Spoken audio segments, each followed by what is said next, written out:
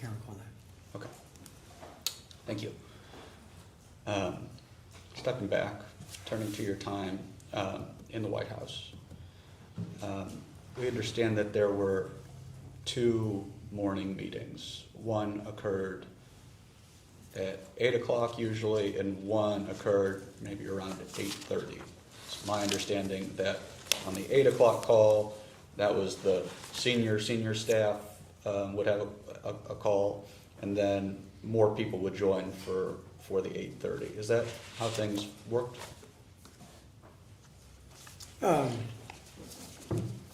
My memory is that at 8:15, there would be a smaller senior staff meeting, and at 8:40, there would be a bigger staff meeting. Okay. Who would be at the 8:15 meeting usually?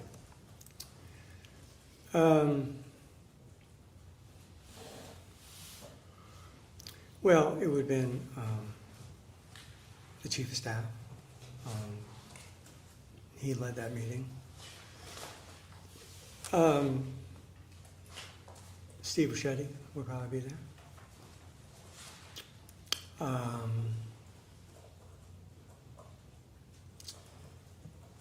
Jake Sullivan might be there, depending on whether foreign policy was an issue at the moment.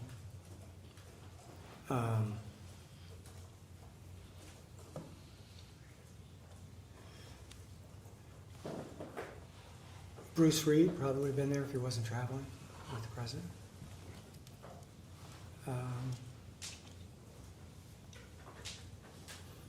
Some press communications people would probably be there.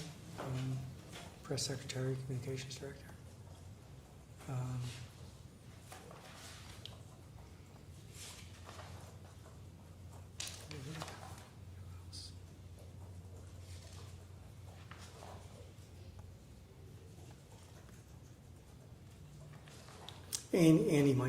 Annie Thompson might have been there, depending on her schedule and whether she was traveling.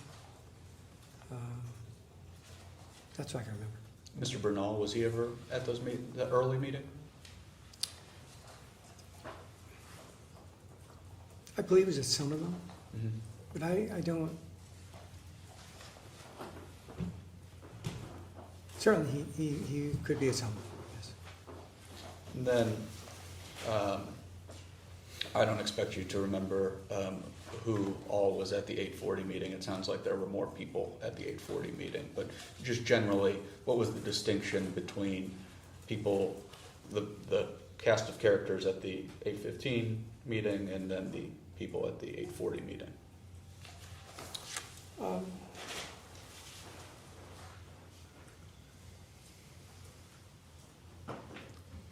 Well, I don't know because I didn't set the manifest. My sense was that the 8:15 call was the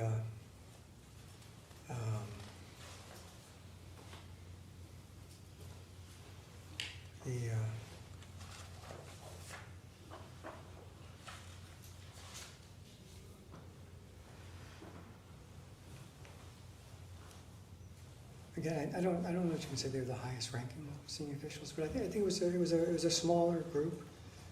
Many of them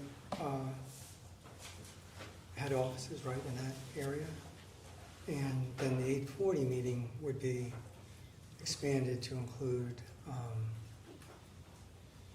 in particular, a lot of people who had responsibility for like departments and issues.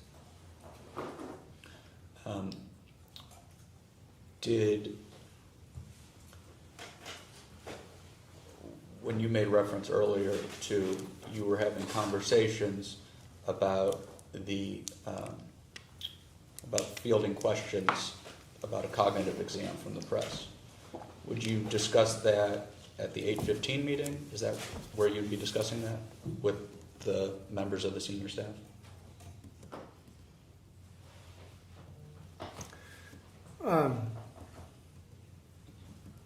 Well, it might have been at that, or it may have been at a meeting called at some other time in the day. Okay. To deal with an inquiry on it. It probably wouldn't be at the 8:40 meeting though with a larger group of people, is that right? That I don't know. I can't say with confidence it wasn't talked about there, but I don't know. Okay. Have you ever heard the term Politburo to refer to a group that included yourself, Mr. Reed, and Mr. Richetti? I never heard of it until I read it in a book. That book would be Original Sin by Mr. Tapper and Mr. Thompson. Is that the book you're referring to? Yes.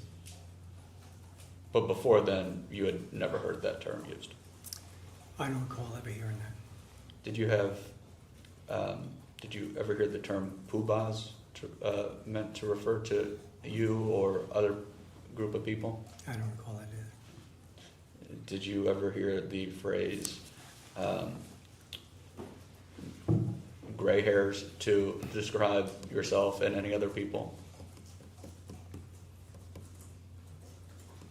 I don't recall that. And that's fine. But was there ever a shorthand in your time in the White House to refer to you, Mr. Richetti, and Mr. Reed? I have no recollection of any shorthand for the three of us, no. Would you consider the three of you the closest advisors to President Biden?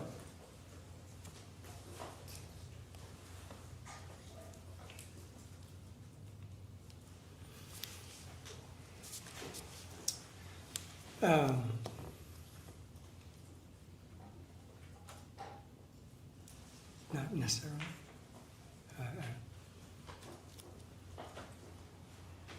Chief of Staff was a very close advisor to the President.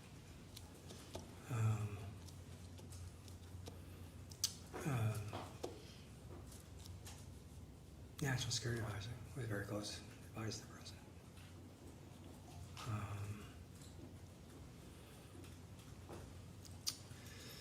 President. The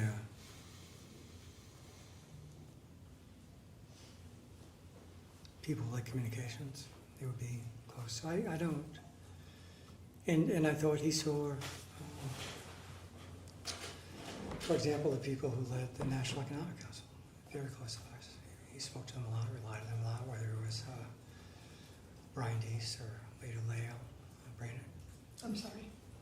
Brian Deese or Leo Brandon.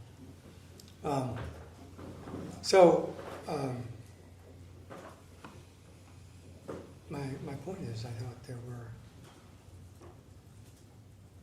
were many more close advisors to the President, just three of us. Okay.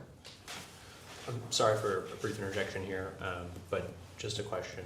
Your opening statement, which we marked as, I believe, Exhibit 2 earlier, did you all share that with anyone besides us? We have,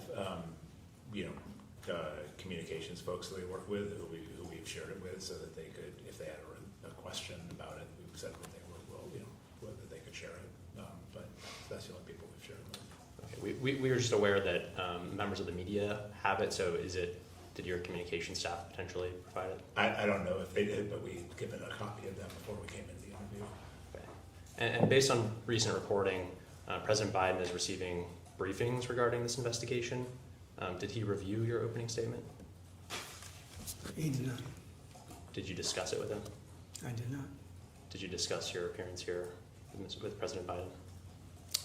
I made him aware that I had received a letter from the chairman and that my inclination was to go and do the interview. That's the only thing I told him. So you did not discuss the substance of the interview? I did not discuss any substance of the interview with the President. Did you discuss the possibility of raising privileges during your testimony? I did not. I want to just get into the process of how decisions were made in the White House. It's been a learning experience for me throughout this process. It's my understanding that a decision book full of decision memos would be compiled staff secretary and then transmit it to Ms. Tomasini or somebody working under Ms. Tomasini while she was head of Oval Operations. Is that your understanding?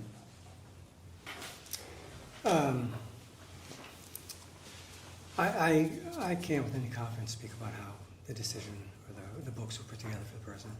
I had no role in it. No role in that. Did you ever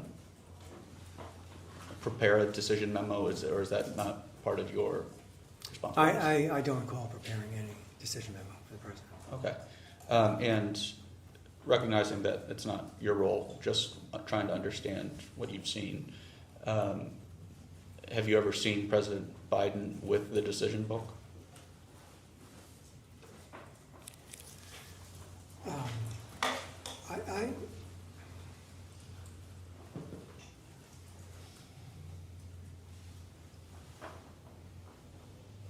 When I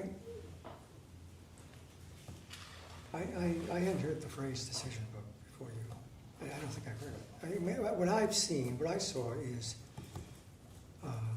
sometimes the president would be presented a decision memo. Maybe there was a decision book, but I always thought of it as a memo he would be given, it'd be in a folder, and that's how it was carried out.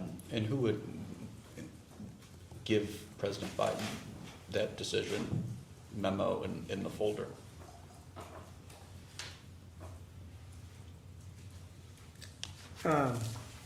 Again, I can't say it was certainly. My sense is it was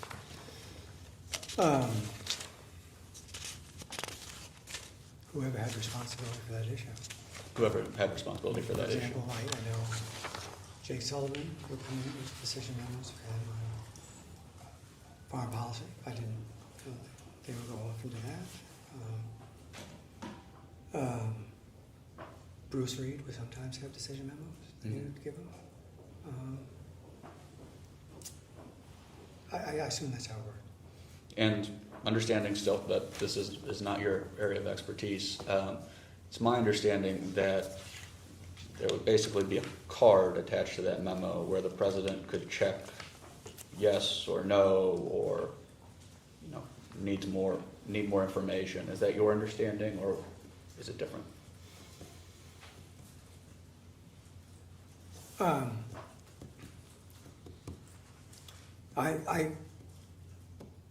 Well, what I didn't know, I didn't think there was a card. I thought maybe right on the memo there was a place to say yes, no, or more information. So, but really, it's not. It wasn't my responsibility. Sure. And then would you ever see, let's back up, did you have access to the residence, the White House residence? Did I have access to it? Yeah, would you ever go meet with the president in the residence? Well, I had access in the sense that, at least what I recall, is they would ask me to come over. But I don't remember, maybe I did. I don't remember just getting up and walking over to go into the residence. No, I understand.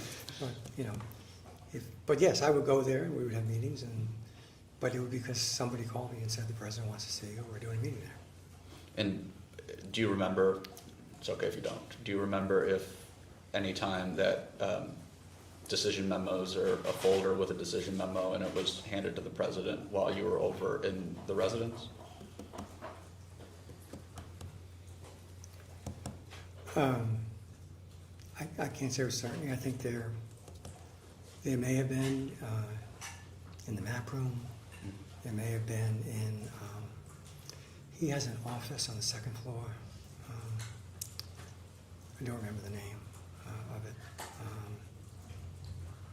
Those are the places that we would meet usually, so they may have come in there. But your recollection is that these memos would just be kind of at the president's convenience, given to him. When you could catch the president, they would be handed to him, and maybe he would sign off then, or maybe he would take it. Is that your understanding of how it went? I can Okay, so break it it's a lot of. I can- things. I can You break it. just ask him what he knows or doesn't know. I'm just trying to understand what you've already told me, actually, which is, I believe you were saying that with these decision memos, the people responsible for the decision would just hand them to the president when they could catch the president. Is that right? No, that's not what I'm saying. Okay. What I'm saying, and I didn't see it as a matter at the president's convenience. What I saw was, my sense of it was there would have been a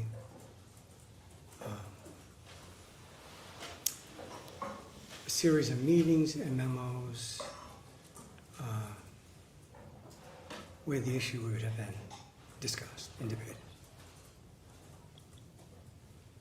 That would go through several iterations.